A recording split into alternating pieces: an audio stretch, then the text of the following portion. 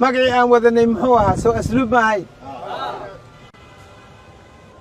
waxaa nagala rabaa asluub iyo akhlaaq iyo deganaan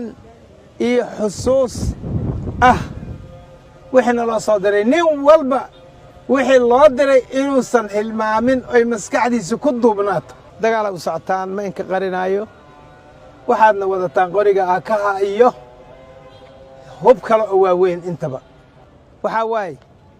cadowgana ku dil adna isku difaac aad ma u fahmin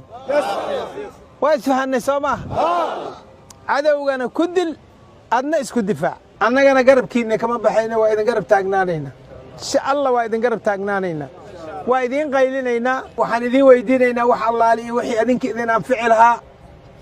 saacaddan laga bilaabo annagana taasaad nagu ogti goobta la tegaayo sheegi maayo waana oga oona warka in ka hormari yaa inuu warka in ka hormaraan diiddana waxaa saaran tihiin baabuurtaas waaweyn oo ciidamada waxaa loo baahan yahay marka ma loo baahna xagga iiga durug iyo xagga iiga durug ma la rabo waxaa loo baahan yahay si ciidanimo leh hebelahoo ii qaba alaabta dhab gaariga ku bood boos fadhiiso yaa boos fadhiiso meesha loo dhaqaaqa arag u diyaar garow adiga meel kastoo aad maraysa diyaar u noqo geedkan ha cabbayn nin walbow ha cabbaynin qorig goormaad cabbayni ayadaaba imaan doonta nin baaba ku dhihi doona cabbee taliyaha ha ahaado maye macallinka in lala diriro la raba ha noqoto asaaba ku dhihi doona cabbee si tartiibah oo deganaanshaha markaas qorigu u cabbayso intii ka horraysa inta cabbaysa saaxiibkaa ku garab fadhiya xabadda ay ku fakani